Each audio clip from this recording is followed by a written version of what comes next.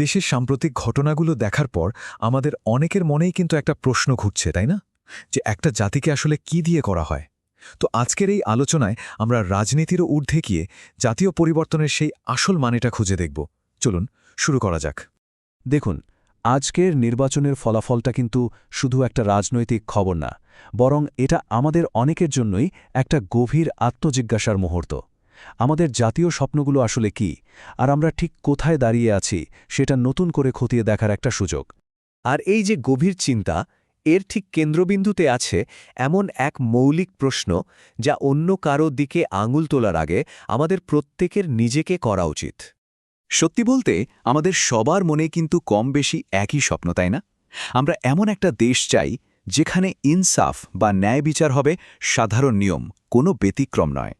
যেখানে সততাই হবে সবচেয়ে বড় শক্তি, আর সব কাজে থাকবে একটা উচ্চতর সত্তার কাছে জবাবদিহিতার ভয়। কিন্তু এখানেই তো আসল কঠিন প্রশ্নটা চলে আসে।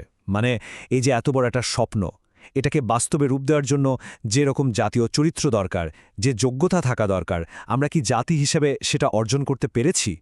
এটাই হলো সে আসল প্রশ্ন যার মুখোমুখি আমাদের হতেই হবে। এই কঠিন প্রশ্নের উত্তর খুঁজতে গেলে আমাদের তাকাতে হবে এমন এক চিরন্তন নীতির দিকে, একটা ঐশী আইন, যা কিনা পরিবর্তনের আসল চাবিকাঠি আমাদের হাতে তুলে দেয়। আমাদের পুরো আলোচনার মূল কেন্দ্রবিন্দু কিন্তু এটাই। এই ঐশী নীতিটা পরিবর্তনের সমস্ত দায়ভার সরাসরি আমাদের নিজেদের কাঁধে দিয়ে দিচ্ছে। মানে, এখানে বদলানোর জন্য ওরা বলে কেউ নেই, যা বদলাতে হবে তা আমাদেরকেই বদলাতে হবে। এর সোজা মানেটা কি জানেন? আমরা কিন্তু বছরের পর বছর ধরে নেতাদের দোষ দিয়ে যেতে পারি, কিন্তু একবার ভাবুন, আমরা যদি নিজেদের জীবনে অসৎ থাকি বা নিজেদের ছোট ছোট দায়িত্বগুলো এড়িয়ে চলি, তাহলে তো আমরা আসলে সে একই সমস্যাগুলোকেই পুষছি, তাই না? কারণ দিন শেষে যে কোনো নেতৃত্ব তো তার জনগণেরই একটা আয়না। তাই আসল পরিবর্তনটা ওটা বাইরে থেকে আসবে না, ওটা শুরু হতে হবে একদম ভেতর থেকে, আমাদের প্রত্যেকের অন্তর থেকে। তাহলে চলুন এখন আরও একটু গভীরে যাই, দেখি এই ভেতর থেকে পরিবর্তনের নীতিটা আমাদের প্রতিদিনের ব্যক্তিগত দায়িত্বের সাথে কিভাবে জড়িয়ে আছে। নবী সাল্লাল্লাহু আলাইহি সাল্লামের এই কথাটা আমাদের পরিষ্কারভাবে মনে করিয়ে দেয় যে আমাদের প্রত্যেকেই একজন দায়িত্বশীল, একজন তত্ত্বাবধায়ক। হোক সেটা নিজের পরিবার, নিজের কাজের জায়গা বা নিজের কমিউনিটি, আমাদের প্রত্যেকেরই এমন একটা জগৎ আছে যার জন্য আমরা জবাবদিহি করতে বাধ্য। এই দায়িত্ব থেকে আসলে কেউই মুক্ত নয়। এইগুলোই আমাদের আসল কাজের জায়গা, শুধু রাজপথের স্লোগান নয়।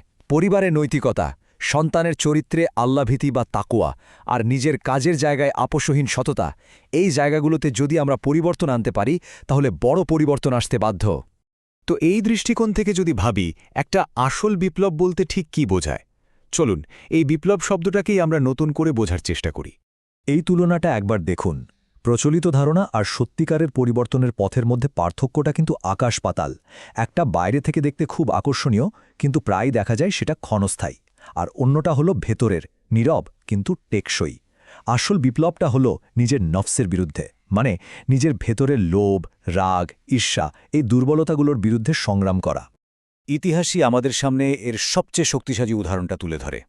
একটা রাষ্ট্র প্রতিষ্ঠা করারও আগে দীর্ঘ ১৩ বছর ধরে ফোকাস করা হয়েছিল শুধু মানুষ গড়ার দিকে, চরিত্র গঠনের দিকে। আগে ভিত্তি, তারপর তার ওপর ইমারত। এই মডেলটা আমাদের ধৈর্য আর দীর্ঘমেয়াদী পরিকল্পনার গুরুত্ব শেখায়।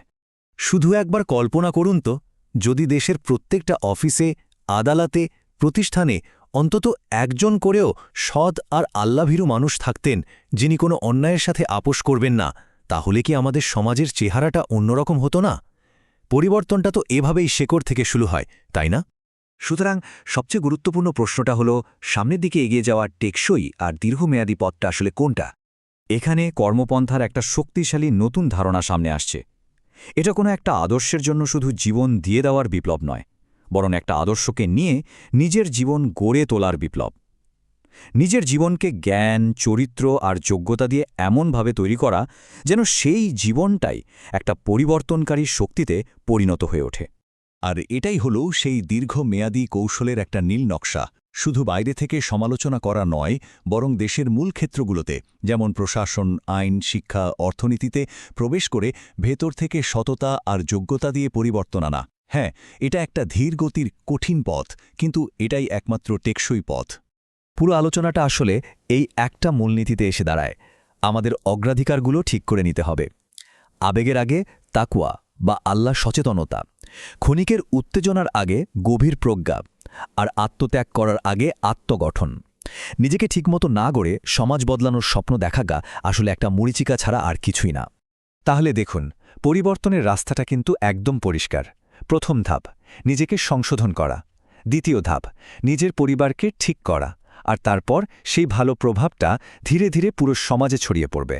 একটা সুস্থ জাতি তো এভাবেই ভেতর থেকে গড়ে ওঠে। সবশেষে এই পুরো বিশ্লেষণটা কিন্তু আমাদের হতাশ হওয়ার বদলে একটা আশার পথ দেখায়। এটা আমাদের বলে যে সঠিক পথে ধৈর্য আর প্রজ্ঞার সাথে কাজ করে গেলে সত্যিকারের ইতিবাচক পরিবর্তন অবশ্যই সম্ভব। এখন মূল প্রশ্ন একটাই, আমরা কি সেই দীর্ঘ এবং কঠিন কিন্তু টেকসই পথে হাঁটার জন্য প্রস্তুত?